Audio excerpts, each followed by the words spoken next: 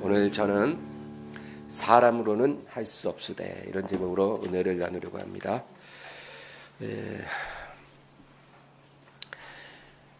우리가 하나님을 믿는 것과 하나님을 순종하는 것은 하나입니다. 믿는 것과 순종하는 것은 같은 것입니다. 근데 우리가 이것을 망각할 때 믿음이 아닌 것을 믿음이라고 생각하는 그러한 일들이 일어나는 것입니다. 아주 중요한 문제입니다, 여러분. 오늘날 많은 사람들의 믿음이 죽은 믿음이 되는 이유는 믿음과 순종이 별개라고 생각하기 때문에 죽은 믿음이 나오는 것입니다. 근데 믿음과 순종은 별개가 아니라 하나라는 겁니다. 같은 것입니다. 하나님은 우리의 믿음을 판단하는 단 한 가지 기준만을 갖고 계십니다. 그게 바로 순종이에요. 우리가 순종할 때 하나님을 믿는 줄로 여겨주시는 것입니다. 순종이 안 되면 그걸 믿음으로 인정해 주시지 않는 거예요. 순종하는 것이 바로 하나님이 인정하는 믿음입니다. 이 믿음을 따라 구원도 주시고 복도 주시고 우리에게 약속하신 것을 이루어 주시는 것입니다. 오늘날 많은 사람들이 순종하지 않는데도 자기가 하나님을 믿고 있다고 말을 합니다.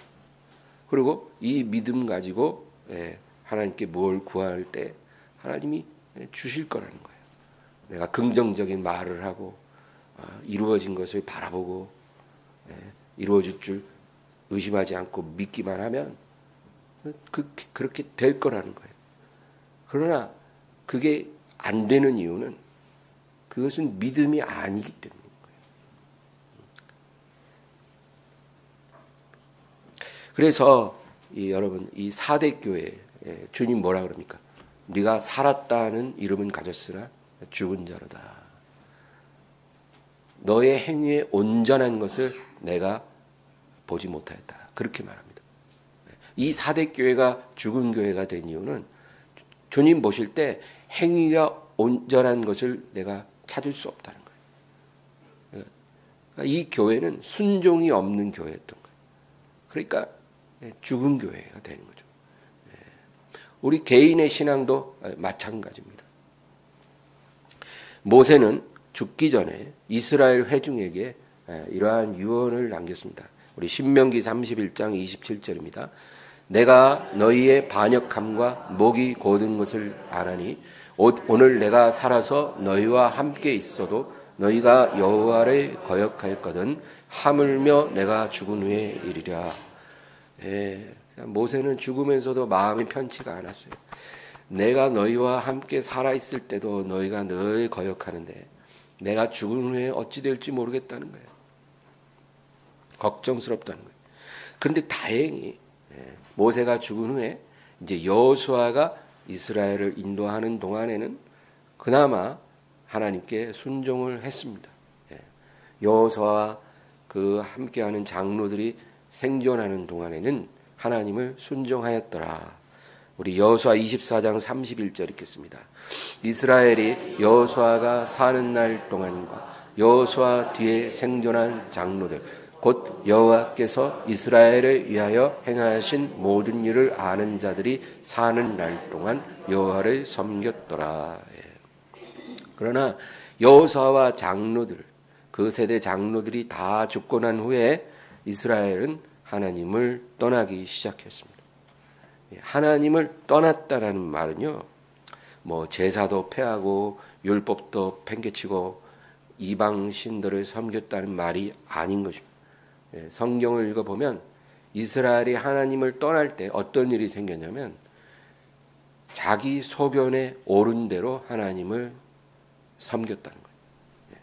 하나님을 섬기는데 모세를 통해 여호수아를 통해 주신 그 말씀을 따라 섬기는 게 아니고 자기 소견에 옳은 대로 자기 생각에 좋은 대로 자기가 보기에 옳다고 여겨지는 대로 그렇게 하나님을 섬겼다는 거예요. 그래서 이 사사기를 보면요, 이제 여호수아 다음에 사사기를 보면 그 사사기 1장 한 장 전체가 이스라엘이 12지파로 나누어져서 이제 땅을 분배받았어요. 근데 그 분배받은 땅에 거하는 가나안 족속들을 온전히 몰아내지 않았다는 거예요. 거기 살고 있는 가나안 족속들을 진멸하라 그랬거든요. 다 죽여라. 그리고 다 몰아내라는 거예요. 한 명도 남아있지 않게 하라는 거예요. 그리고 너희가 그 땅을 차지하라는 거예요. 그래서 12지파마다 땅을 다 이렇게 나눠주고 지파별로 알아서 그 땅을 차지하라는 것인데 다 몰아내지 않고 일부를 남겨두었다는 거예요. 성경은 그 말씀을 아주 강조해서 하고 있습니다. 남겨둔 거예요. 남겨둔 거예요. 한 명도 남겨두지 말라 그랬는데 남겨두었어요. 왜 그랬을까요? 이스라엘 백성들이 그 땅을 대부분 다 차지했어요. 근데 이미 차지한 땅도 살기에 넉넉한 거예요. 뭐 더 많은 땅이 꼭 필요하지 않아요. 별로 불편한 게 없어요. 부족하지 않습니다. 그리고 남아있는 그 가나안 족속도 그렇게 크게 위협될 것 같지가 않은 거예요. 그러니까 굳이 애써서 고생하면서 한 명도 남기지 않을 때까지 전쟁을 벌이고 싶지 않은 거예요. 그렇게 안 해도 별 문제가 없어 보이더라는 거죠. 그래서 하나님이 명하신 대로 하지 않고 자기 소견에 옳은 대로 그냥 자기 생각대로 그 땅에 가나안 족속들을 남겨두었더라. 그겁니다. 여러분, 이런 것이 바로 하나님을 떠나는 것입니다. 하나님이 미워하는 것이에요. 그런데 모세와 여호수아가 그것에 대해서 미리 예언을 했어요. 너희가 만일 그들을 다 쫓아내지 않고 남겨두면 그들이 두고두고 너희 옆구리에 가시가 될 것이고 너희의 올무가 되리라. 그렇게 경고를 했거든요. 여러분, 이 출애굽기 4장을 보면 이 모세에게 아주 희한한 일이 한번 일어납니다. 우리 출애굽기 4장 24절에서 26절 읽겠습니다. 모세가 길을 가다가 숙소에 있을 때 여호와께서 그를 만나사 그를 죽이려 하신지라. 십보라가 돌칼을 가져다가 그의 아들의 포피를 베어 그의 발에 갖다 대며 이르되 당신은 참으로 내게 피남편이로다 하니 여호와께서 그를 놓아 주시니라. 그때 십보라가 피남편이라 함은 할례 때문이었더라. 지금 이 상황이요. 지금 하나님이 모세에게 나타나서 애굽으로 돌아가 내 백성을 구원하라 그렇게 말씀하셔서 지금 모세가 하나님의 말씀에 순종해서 애굽으로 처자식 데리고 돌아가고 있는 길이에요. 지금 하나님의 시킨 대로 애굽으로 돌아가고 있는 노중에 갑자기 난데없이 하나님이 모세를 잡아 죽이려는 거예요. 희한한 일이죠. 하나님 말씀에 순종해서 애굽으로 돌아가고 있는 모세를 왜 죽이려고 합니까? 제가 볼 때는 갑자기 모세가 뭐 열병이 났거나 완전히 이제 그 사경을 헤매는 상황인 것 같아요. 근데 그 아내가 아주 지혜로웠던 것 같아요. 지금 왜 이런 일이 생겨났는지를 정확히 알고 그 아들, 아마 게르솜일 거예요. 이 아들의 포피를 베어 할례를 받게 한 거예요. 그래서 그 잘라낸 살점을 모세 발에 갖다 대고 당신은 내게 피남편이라 그렇게 말을. 그러니까 하나님께서 모세를 놓아주셨다는 거예요. 여러분, 이게 무슨 의미일까요? 하나님의 사명을 받은 이 모세가 죽을 뻔했어요. 왜 죽을 뻔했냐면 그가 남겨둔 죄가 하나 있었거든요. 그게 뭐예요? 아브라함에게 그 자자손손 명령한 할례를 그 아들이 받지 않게 한 거예요. 모세는 지금 도망자였잖아요. 도망해서 미디안 광야에서 이드로라는 그 사람의 딸을 아내로 맞이해서 처가살이를 했어요. 처가살이. 신분을 감추고 처가살이를 하는 그런 신세예요. 그런데 그렇게 이방 여인과 결혼해서 처가살이를 하는 주제에 아들 태어났다고, 아유 우리 히브리인의 법대로 할례를 받게 합시다, 그렇게 말하면 그 아내나 장인이나 처가 식구들이 좋아할 리가 없잖아요. 이게 어디서 굴러 들어와 가지고 지금 먹고 살게 해주고 장가도 보내줬더니 뭐 할례? 그건 히브리인들만의 관습이거든요. 그러니까 좋아할 리가 없다는 거예요. 그래서 모세가 할례를 안 받고 그냥 아들을 키운 거예요. 그런데 지금 갑자기 하나님 뜬금없이 오셔서 모세를 죽이려고 해요. 근데 모세는 자기가 왜 죽는지도 몰라요. 근데 그 아내가 그걸 안 거예요. 그래서 얼른 그 아들의 할례를 행하니까 모세가 죽다 살아난 거예요. 여러분, 우리가 하나님의 자녀요 백성이라 해도 우리에게 이렇게 남겨진 불순종, 남겨놓은 죄가 있으면 이게 결국은 우리의 목을 찔러 들어오는 가시가 되고 하나님의 저주가 들어오는 문이 되는 거예요. 이게 너무나 중요한 문제라는 거예요. 다른 거 다 우리가 옳게 행하고 하나님께 순종해도 우리가 끝까지 남겨둔 죄가 하나 있으면 그게 결국은 나를 넘어뜨리는 것, 그러한 올무가 되는 것입니다. 그래서 이 이스라엘 백성들이 다 몰아내지 않고 가나안 족속들을 남겨둔 거예요. 그것에 대해서 하나님이 책망을 하십니다. 사사기 2장 1절에서 3절 읽겠습니다.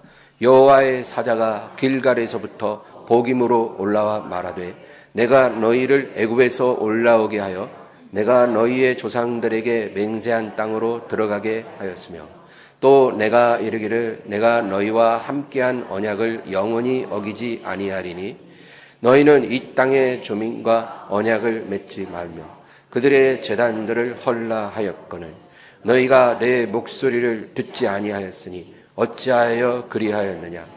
그러므로 내가 또 말하기를 내가 그들을 너희 앞에서 쫓아내지 아니하리니 그들이 너희 옆구리에 가시가 될 것이며 그들의 신들이 너희에게 올무가 되리라 하였노라. 너희가 온전히 순종하지 않았기 때문에 그들은 영원히 두고두고 너희의 가시가 되고 올무가 되리라. 그렇게 하나님의 선지자가 선포를 합니다. 그러니까 그 다음 절 4절도 읽겠습니다. 여호와의 사자가 이스라엘 모든 자손에게 이 말씀을 이르매 백성이 소리를 높여 운지라. 백성이 깨닫고 통곡하고 그렇게 회개를 했다는 거죠. 근데 문제는 이렇게 소리 높여 울고 끝났다는 거예요. 주여, 우리가 잘못했습니다. 우리가 죄를 범했습니다. 우리를 불쌍히 여기소서. 이렇게 막 떼굴떼굴 그러고 통곡했는데 그리고 끝난 거예요. 그렇게 통곡을 했으면, 울었으면 그때서부터라도 남아있는 가나안 족속들을 다 쫓아내야 되잖아요. 거기까지 가야 이제 하나님의 저주가 끝나고 하나님의 긍휼이 임하는 것이죠. 근데 그렇게 하지 않고 그냥 울고 끝난 거예요. 왜 그랬을까요? 이미 그렇게 하기에는 너무 늦어버린 거예요. 이미 그 가나안 족속들을 사위 삼고 며느리 삼고 친구 삼고 동업하고 농사 같이 짓고 지금 이러고 있는데 갑자기 다 쫓아낼 수가 없는 거예요, 이미. 그러니까 그냥 아이고 잘못했네. 그리고 울고 끝난 거예요. 그래서 그 결과가 어떻게 나타났는지가 바로 사사기예요, 사사기. 자기 소견에 옳은 대로 믿은 그 신앙의 열매가 어떤 것인가, 그것을 사사기가 말해주는 거죠. 그래서 이스라엘의 문제는 두 가지인데, 첫째는 자기 소견에 옳은 대로 믿었다는 것이고, 두 번째는 그것에 대해서 하나님이 책망하셨을 때 그냥 울고 끝났다는 거예요. 여러분, 이거는 회개가 아닙니다. 애통하며 울부짖고 떼굴떼굴 구르고 기도원 가서 기도하고 그리고 그냥 아무 일도 안 일어나면 그건 회개가 아니에요, 여러분. 그러고 나서 바꿔야 돼요. 하나님이 미워하는 것을 버려야 되고 하나님이 싫어하는 일을 버려야 돼요.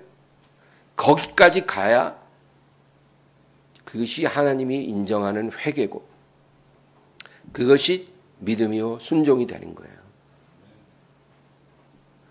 그냥 울고 회개만 하고 아무 일도 안 일어나면요, 그거는 그냥 하나님 앞에서 쇼한 거예요, 쇼. 오늘날 많은 사람들이 이런 회개로 끝납니다. 그래서 하나님이 너무나 슬퍼하세요. 이런 회개를 하나님이 원하시는 게 아니라는 겁니다. 그런데 사람들이 와서 그래요. 목사님, 내가 이렇게 회개도 하고 기도도 하는데 왜 내 삶은 계속 이렇게 힘듭니까? 왜 내 삶은 이렇게 계속 어렵습니까? 왜 내가 이렇게 기도하고 회개하면서 하나님을 기다리고 있는데 왜 하나님은 나에게 아무 응답을 안 주시는 것입니까? 간단합니다. 회개로 끝났기 때문이에요. 하나님이 미워하는 걸 버리지를 않아요. 그러니까 아무 일도 안 일어나요. 그런데 그 원인을 모릅니다. 여러분, 순종이 안 되는데 뭐 믿음으로 긍정적인 말을 하고 긍정적인 자화상을 그리고 뭐 온전히 믿고 믿으면 너의 원하는 것이 이루어질 것이다. 이런 믿음은요, 하나님이 기뻐하는 믿음이 아닙니다. 이런 믿음은 중세교회 십자군의 믿음입니다. 중세 유럽에 십자군이 있었어요, 여러분. 근데 이 십자군이요, 그렇게 좋은 게 아닙니다. 그 십자군을 일으킨 그 교황과 그 유럽 각국의 왕들은요, 굉장히 부패했던 그런 사람들이에요. 그들은 정치적인 야심을 가지고 십자군을 일으킨 거예요. 그러니까 그 동기 자체가 이미 잘못됐고 또 하나님이 기뻐하는 그러한 순종의 삶을 살고 있지 않는 지도자들이 일으킨 군대인 거예요. 그런 군대가 이제 출정을 할 때 부르짖어 기도를 드리고 미사를 드렸어요. 여호와께서 우리 주 예수께서 우리와 함께 하시리라. 우리 앞서 행하시며 여호수아 군대처럼 우리 앞에서 우리를 위해 승리를 주시리라. 그렇게 기도하면서 믿으면서 출정을 했어요. 예루살렘을 향해. 예루살렘이 이슬람에게 점령당해 있었거든요. 근데 어떻게 됐을까요? 이슬람 군대에 대패했어요. 대패. 그런데 대패했는데 왜 대패했는지를 몰라. 그게 더 비참한 거예요, 여러분. 실패하는 것도 뭐 좋은 게 아니지만 왜 실패했는지를 모르는 게 그게 너무나 비참한 일입니다. 이유를 알아야 회개하고 고칠 거 아니에요. 근데 그걸 모릅니다. 성경에도 이런 일들은 종종 나옵니다. 이스라엘 백성이 10명의 정탐꾼의 보고를 듣고 밤새 원망하니까 하나님이 진노하셔서 너희는 다시 뒤로 돌이켜 광야길로 들어가라. 그렇게 명하셨어요.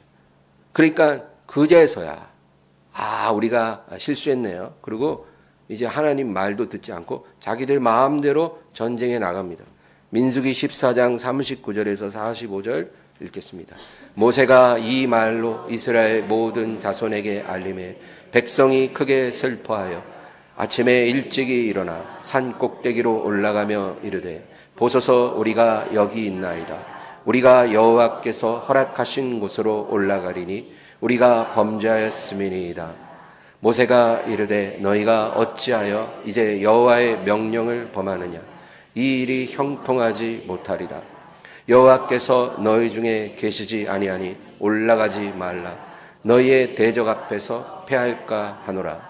아말렉인과 가나안인이 너희 앞에 있으니 너희가 그 칼에 망하리라. 너희가 여호와를 배반하였으니 여호와께서 너희와 함께하지 아니하시리라 하나.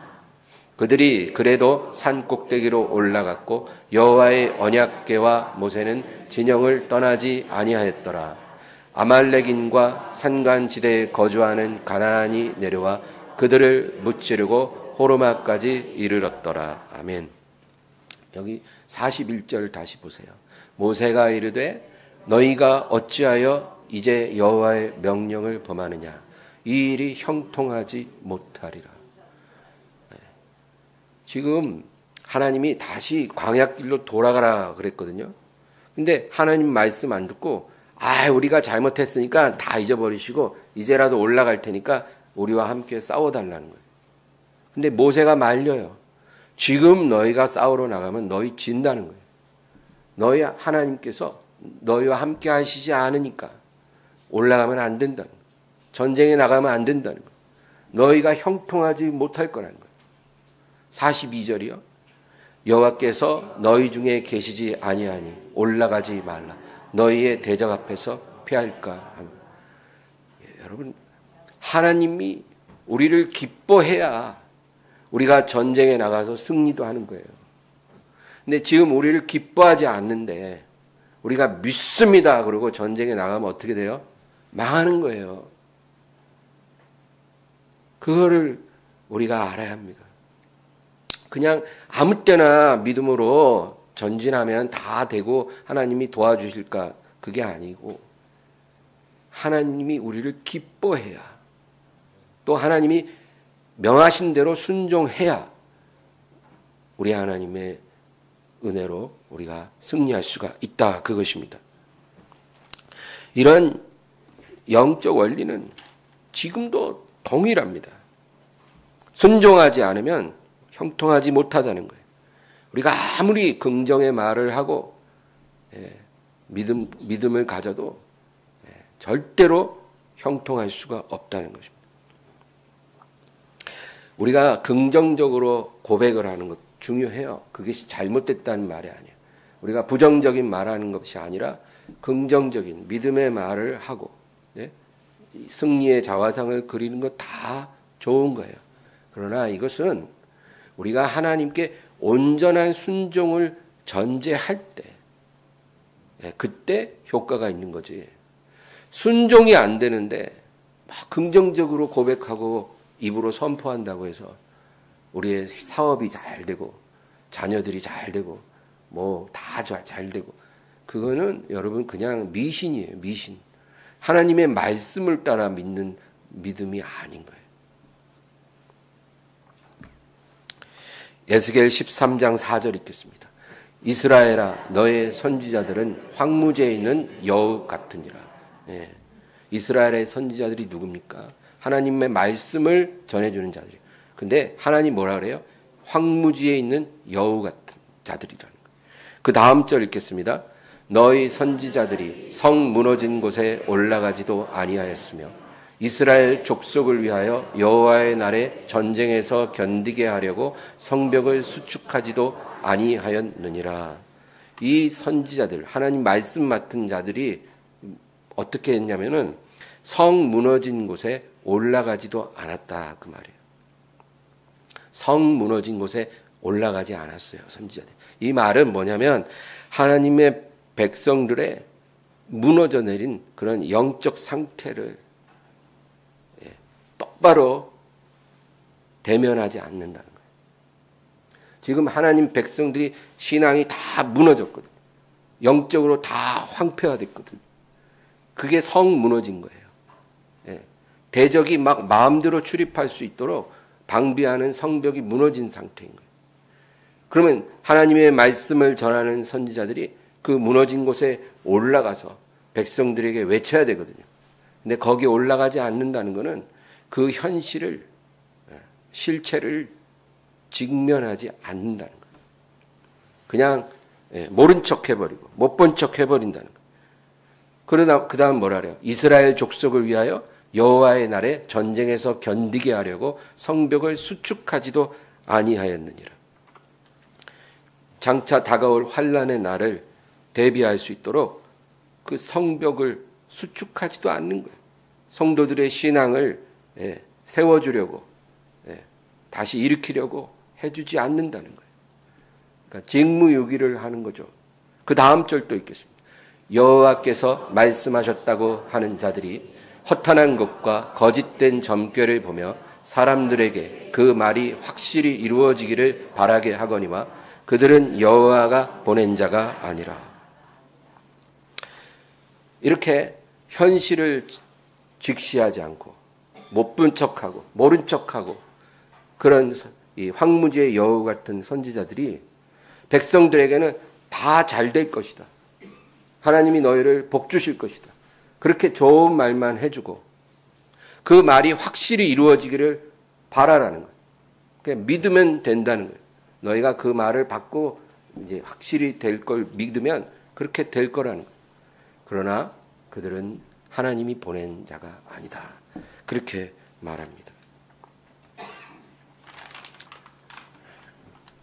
오늘 우리는 스스로에게 질문을 좀 해봐야 돼요. 나는 하나님 앞에 철저하게 회개하였는가? 이게 중요합니다. 철저한 회개를 하였습니까? 철저한 회개가 뭘까요? 하나님이 싫어하는 것을 남겨두지 않는 게 철저한 회개입니다. 그냥 입술로만 아유 주여 나를 좀 불쌍히 여겨주소서 100번 1000번 불쌍히 여겨달라고만 하면 뭐합니까?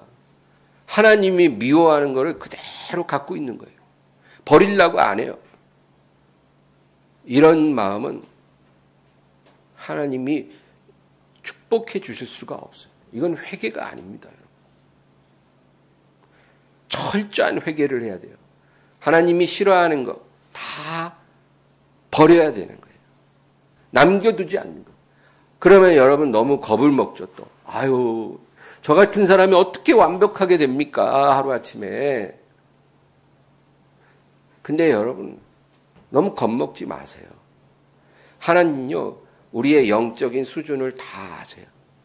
어린아이 같은 믿음이 있고 또 조금 자란 믿음이 있고 다 우리 믿음의 분량이 다르거든요. 그래서 작은 믿음을 가진 사람도 하나님은 사랑하셔요. 그리고 그 믿음에 합당한 것을 요구하는 거예요. 예. 큰 믿음을 가진 사람에게 요구하는 게 다릅니다. 각 사람에게 요구하는 그 분량만큼의 순종을 요구하시는 거예요. 그러니까 하나님이 연약한 사람에겐 아주 그 사람이 감당할 수 있는 한두 가지를 요구하시는 거예요. 내가 그거 싫어하니까 이제 더 이상 하지 마. 그럴 때 우리가 그거를 순종하는 게 어렵지 않다는 거예요. 너무 겁먹지 마세요. 하나님이 우리가 할 수 없는 걸 요구하는 하나님이시겠습니까? 근데 많은 사람들이 그것마저도 외면하는 거예요. 그리고 맨 하나님 앞에 복 달라고, 내 기도 좀 들어달라고, 내가 구하는 거 좀 달라고 그렇게 요구를 합니다. 여러분 우리는 이런 모습에서 변화가 돼야 돼요. 우리가 철저한 회개를 하면요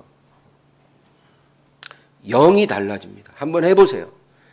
하나님이 나에게 버리라고 하는 거 내가 오늘 이후로 딱 버리고 내가 하나님이 미워하는 것 하지 않겠습니다.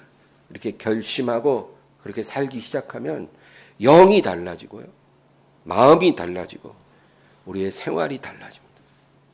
여러분, 그렇게 우리가 꾸준히 살면 하나님이 우리 삶에 개입하시고 정말 이제까지 경험하지 않았던 놀라운 위로와 은혜를 받게 되는 거예요.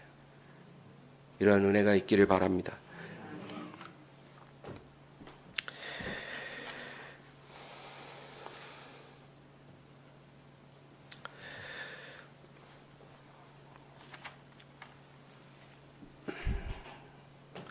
제가 대학교 때 이제 흡연을 했어요. 대학생 때. 근데 저는 흡연을 오래 해서 그게 그렇게 끊기가 힘들더라고요. 예수님을 믿고 성령 체험을 해도 안 끊어져요. 그래서 제가 몇 번을 노력해도 안 돼요. 그리고 또 다시 원위치. 그래서 나중엔 정말 내가 사람같이 안 보이더라고요. 내 자신이. 내가 이렇게 정말 초라하고 보잘것없는 줄을 몰랐어요. 그래서 제가 정말 하나님 앞에 끈질기게 간구했어요. 하나님, 제 힘으로 안 되잖아요. 제가 하려고 해도 안 되는데 어떡해요. 좀 도와주세요. 그러니까 결국은 도와주시더라고요. 네. 여러분, 하나님은요, 이런 우리의 자세를 보시는 거지, 완벽한 인간을 하나님이 요구하는 게 아니에요. 예, 우리가 끝까지 하나님 도와주세요. 제가 할 테니까 저를 도와주세요. 우리가 이렇게 나가면요, 하나님이 절대로 우리를 미워하시지 않아요. 예, 우리를 버리시지도 않아요. 그런데 제일 나쁜 게 뭔지 아세요? 성경에 담배 피지 말란 말이 어딨어? 이건 괜찮아. 이런 것까지 내가 누구한테 내가 피해 주는 것도 아니고 사회에 내가 무슨 죄를 짓는 것도 아니고 이 정도는 괜찮아. 이렇게 생각하면서 우리가 살기 시작하면 그게 문제가 되는 거예요, 여러분. 우리가 이렇게 되면 이것은 하나님이 원하시는 믿음이 아니에요. 여러분, 뭔가가 잘못된 게 있다 그러면 그게 해결될 때까지 계속 매달리세요. 10번 실패하고 20번 실패해도 괜찮아요. 계속 포기하지 말고 하나님께 구하고 매달리면 하나님이 그 사람을 긍휼히 여겨주시는 것입니다. 삭개오라는 사람이 있어요. 이 삭개오가 참 중요한 사람이에요. 이 사람은 세리입니다. 세리. 근데 어느 날 나사렛 예수가 지나간다는 말을 들었어요. 그러니까 어떤 사람인가 보고 싶은 거예요. 근데 키가 작으니까 잘 안 보여요. 그래서 뽕나무 위에 올라간 거예요. 근데 예수님이 그 나무 앞을 지나가시다가 갑자기 삭개오를 보면서 삭개오야, 내려오라. 내가 오늘 밤 너희 집에 유하여야 하겠다. 그렇게 말씀하시고 깜짝 놀랐죠. 그래서 삭개오가 내려왔어요. 그러면 보통 우리 생각에는 어떤 반응을 삭개오가 보였을까요? 넙죽 절을 하고 주님 영광입니다. 너무 감사드려요. 제가 최선을 다해서 모시겠습니다. 그렇게 대답을 해야 맞잖아요. 그죠? 근데 전혀 뜻밖의 말을 합니다. 우리 누가복음 19장 8절입니다. 삭개오가 서서 주께 여짜오되 주여 보시옵소서. 내 소유의 절반을 가난한 자들에게 주겠사오며 만일 누구의 것을 속여 빼앗은 일이 있으면 네 갑절이나 갚겠나이다. 희한한 말을 합니다. 갑자기 예수님 앞에 뭐라 그러냐면 내 소유의 절반을 가난한 자들에게 주겠다는 거예요. 근데 주님의 대답이 더 놀라워요. 그 다음 절입니다. 예수께서 이르시되 오늘 구원이 이 집에 이르렀으니 이 사람도 아브라함의 자손임이로다. 삭개오가 오늘 구원받았다는 거예요. 여러분, 구원의 조건이 뭐예요? 참된 회개거든요. 참된 회개가 참된 믿음인 거죠. 근데 삭개오는 주여 내가 죄인이로소이다. 나를 불쌍히 여기소서. 나를 긍휼히 여기소서. 이런 회개를 하지 않았어요. 근데 어떻게 주님이 갑자기 오늘 이 사람이 구원받았다고 합니까? 주님이 보실 때는 삭개오가 이미 참된 회개의 조건을 충족시킨 거예요. 여러분, 자기 재산의 절반을 가난한 자들에게 주겠다는 말이 어떻게 참된 회개가 될까요? 삭개오라는 사람을 우리가 이해해야 돼요. 삭개오는 세리입니다. 그는 아주 성실한 사람이에요. 그는 법을 어기지 않는 사람이에요. 나쁜 사람이 아니라는 거예요. 그런데 돈과 관련해서는 아주 지독한 사람. 돈을 벌기 위해서는 아주 독하게 살아가는 사람이에요. 삭개오에게 있어서 돈은 곧 하나님이에요. 그런 삭개오가 갑자기 예수님 앞에서 내 재산의 절반을 가난한 자들에게 나눠주겠습니다라고 고백했을 때 주님은 그것을 참된 회개로 보시는 거예요. 회개는 이런 겁니다, 여러분. 그냥 입으로만 주여 주여 내가 죄인입니다 이러고 나서 아무 변화도 없이 똑같이 살아가는 것은 주님이 보시는 참 회개가 아니에요. 오히려 이렇게 삭개오처럼 자기에게 있는 하나님, 돈이 하나님이잖아요. 자기에게 있는 가장 중요한 우상, 그것을 주님 앞에 깨뜨릴 때 그것이 참된 회개의 증거요, 열매가 된다는 거예요. 이것입니다. 우리가 구원받기를 원하면 이런 회개가 있어야 돼요. 내 삶에 하나님이 기뻐하지 않는 것, 내가 끝까지 안 버리고 남겨둔 마지막 한 가지, 그거 깨뜨리는 게 여러분 그게 참 회개예요. 그러면 구원받습니다. 그러면 영이 바뀌고 우리의 마음이 변할 겁니다. 우리의 저주가 떠나고 우리의 삶에 이해할 수 없는 축복의 역사가 일어나기 시작할 것입니다. 하나님은 살아계십니다. 오늘 본문은 여러분 부자 청년의 이야기였어요. 이 부자 청년이 어느 날 주님 발 앞에 엎드려 주여 내가 어떻게 하면 구원을 받겠습니까? 그렇게 말했다는 거예요. 한 부자 청년이. 이 청년은 삭개오보다 더 훌륭한 사람이에요. 왜냐하면 삭개오는 예수님을 구경하려고 뽕나무에 올라갔다가 예수님 앞에 구원을 받은 사람이지만 이 청년은 아예 주님 앞에 나와 엎드려서 내가 어떻게 하면 구원을 받을 수 있습니까? 이렇게 질문을 하는 사람이었어요. 그러니까 주님이 뭐라고 대답해요? 하나님의 계명을 지키라는 거예요. 그러니까 그리고 계명에 기록된 대로 살인하지 마라, 간음하지 마라, 도둑질하지 말고, 거짓 증거하지 말고, 내 부모를 공경하라. 이런 계명을 지키라는 거예요. 그러니까 이 청년이 대답이 놀라워요. 주여, 이런 계명들은 제가 어릴 때부터 지금까지 계속 지켜왔나이다. 대단한 청년이에요. 이 청년은 아주 훌륭한 사람이에요. 그래서 예수님이 이 청년을 사랑하사 그렇게 성경에 기록이 되어 있어요. 근데 너에게 한 가지 부족한 게 있다는 거죠. 오늘 본문 마가복음 10장 21절에서 23절입니다. 예수께서 그를 보시고 사랑하사 이르시되 내게 아직도 한 가지 부족한 것이 있으니 가서 내게 있는 것을 다 팔아 가난한 자들에게 주라. 그리하면 하늘에서 보화가 내게 있으리라. 그리고 와서 나를 따르라 하시니 그 사람은 재물이 많은 고로 이 말씀으로 인하여 슬픈 기색을 띠고 근심하며 가니라.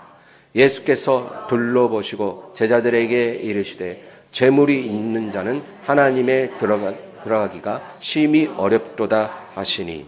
여러분, 만약에 이 청년이 통장에 딱 100만 원 갖고 있는 그런 가난한 청년이었으면 아마 주님 말씀대로 순종하기가 쉬웠을 거예요.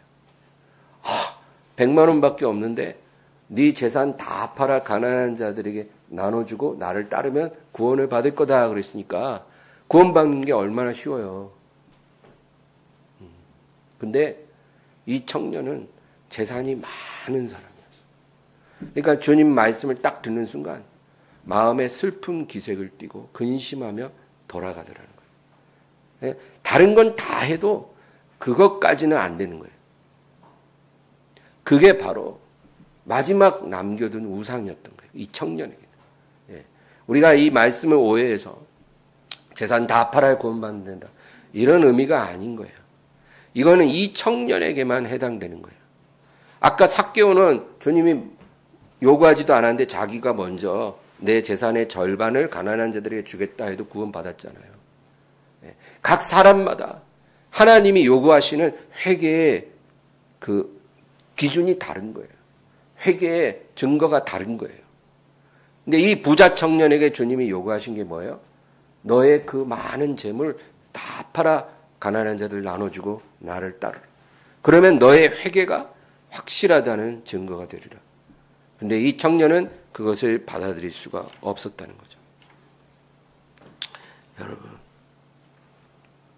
내가 정말로 순종할 수 없는 게 내 안에 있습니까? 그거 깨뜨리면 하나님께서 인정해 주실 거예요. 왜 하나님은 이렇게 나에게 인색하신지 모르겠어요. 내가 이렇게 돈 달라고 하는데도 안 주세요. 여러분, 재물 많이 안 준다고 원망하지 마세요. 지옥 갈까 봐 그래요. 여러분, 우리가 지옥 갈까 봐 재물 잘 안 주시는. 재물 많이 주면 그게 우상이에요. 그게 하나님보다 더 중요해요. 그거 붙잡고 사느라고 하나님 안 붙잡아요. 그래서 하나님이 나중에 오셔서 책망하시고 그거 다 팔아 나눠주고 나를 따르라 그러면 못 따라와요. 그럴까 봐 재물 잘 안 주시는 거예요. 그래서 재물이 있는 자는 하나님 나라에 들어가기가 심히 어렵도다. 그렇게 말씀하십니다. 그 다음에 24절 읽겠습니다.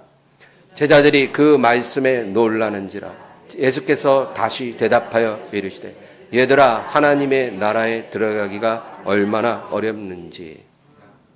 하나님 나라에 들어가는 것이 어렵다는 거예요. 왜 어려운가요? 참된 회개가 있어야 들어갈 수 있기 때문이에요. 많은 사람들이 하늘나라에 들어가는 게 쉽다고 생각합니다. 아유, 예수 믿고 신앙 고백하고 교회 다니면 되는 거 아닙니까? 믿음으로 간대잖아요. 그렇지 않아요. 믿음으로 가죠. 근데 그 믿음은 참된 회개로 인정받은 믿음이어야 돼요. 그래야 하늘나라에 들어갑니다. 그래서 하나님의 나라에 들어가기가 얼마나 어려운지 모른다는 거예요. 여러분 꼭 하늘나라에 들어가시기를 바랍니다. 어려워도 그 포기하면 안 돼요. 다 포기해도 하늘나라에 들어가는 건 포기하지 마세요. 25절 읽겠습니다. 낙타가 바늘기로 나가는 것이 부자가 하나님의 나라에 들어가는 것보다 쉬우니라 하시니. 이 세상에 속한 것을 하나님처럼 움켜쥐고 의지하는 사람들은 낙타가 바늘기로 들어가는 것보다 천국 문이 좁을 것이다. 그렇게 말씀합니다. 26절, 27절입니다. 제자들이 매우 놀라 서로 말하되 그런즉 누가 구원을 얻을 수 있는가 하니 예수께서 그들을 보시며 이르시되 사람으로는 할 수 없으되 하나님으로는 그렇지 아니하니 하나님으로서는 다 하실 수 있느니라. 아멘. 여러분 정말로 하나님이 요구하시는 참된 회개를 하고 하나님이 싫어하는 모든 것 다 몰아내고 그리고 온전히 순종하는 믿음으로 산다는 건 어려운 거예요. 어쩌면 우리 힘으로는 안 되는 일일지도 몰라요. 왜냐하면 우리 안에 죄성이 있고 얼마나 많은 탐심이 있습니까? 우리 힘으로는 안 되죠. 그러나 사람으로는 할 수 없을 때 하나님으로는 그렇지 아니하니 하나님으로서는 다 하실 수 있느니라. 우리 안에 오신 예수님이 그 일을 이루어 주실 것입니다. 우리 생의 마지막 날까지 우리 안에서 그 일들을 이루어 가실 거예요. 우리가 지금은 참된 회개를 못하고 있어도 주님께서 그 영과 말씀으로 우리 안에서 참된 회개가 일어나도록 도와주실 거예요. 그래서 저와 여러분이 다 낙오되지 않고 하나님 나라에 넉넉히 들어가게 도와주실 거예요. 빌립보서 1장 6절 읽고 마치겠습니다. 너희 안에서 착한 일을 시작하신 이가 그리스도의 예수의 날까지 이루실 줄을 우리가 확신하노라. 아멘. 그래서 여러분 너무 힘든 일이 생기거나 괴롭거나 억울한 일이 생길 때 여러분 하나님께 감사하세요. 왜냐하면 그것이 바로 우리 안에서 착한 일을 이루시는 하나님의 역사이기 때문에 우리로 하여금 온전한 회개에 이르도록 우리 안에서 일하고 계시는 증거예요. 그런 어려운 일들이 우리 삶에 있어져야 우리가 하나님 앞에 온전한 회개와 참 믿음으로 나아갈 수가 있기 때문이에요. 모든 것에 감사하며 살기를 바랍니다. 다 하나님의 은혜예요. 내 한 영혼 구원하기 위해서 하나님께서 그 독생자도 주셨을 뿐만 아니라 지금도 엄청 노력하고 계셔요. 우리가 참된 회개에 이르러서 구원에 이르게 하시려고. 지금도 하나님이 애쓰고 계세요. 그러니까 감사해야죠. 뭐 하나 안 됐다고 원망하고 낙심하고 투정 부리고 이렇게 살지 말아야 돼요. 하나님, 그래요. 제가 이렇게 큰 실패를 겪고 고통을 당하는 게 결국 내가 하나님만 바라보고 온전한 회개에 이르도록 하시려고 이렇게 도와주시는 줄 믿습니다. 감사해요. 제가 잘하겠습니다. 제가 깨닫겠습니다. 우리가 이렇게 고백하며 승리하기를 주의 이름으로 축원합니다. 하나님 아버지, 주님 도와주시옵소서. 참으로 우리 모두가 다 구원에 이르고 하나님 나라에 이르기를 원합니다. 주님이 기뻐하는 회개의 열매를 맺는 그러한 주의 자녀들 되고 백성들 되게 하여 주시옵소서. 아버지, 많은 바리새인들이 세례 요한에게 나올 때 누가 너희를 가르쳐 임박한 진노를 피하라 하더냐. 그러므로 회개에 합당한 열매를 맺으라. 그렇게 책망한 것처럼 오늘도 이 책망을 우리가 다시 생각하며 회개에 합당한 열매를 날마다 맺으며 순종하며 주님을 따를 수 있도록 도와주시옵소서. 주여 감사합니다. 모든 영광 돌리며 예수님의 이름으로 기도합니다. 아멘. 찬양 드리고 기도하겠습니다.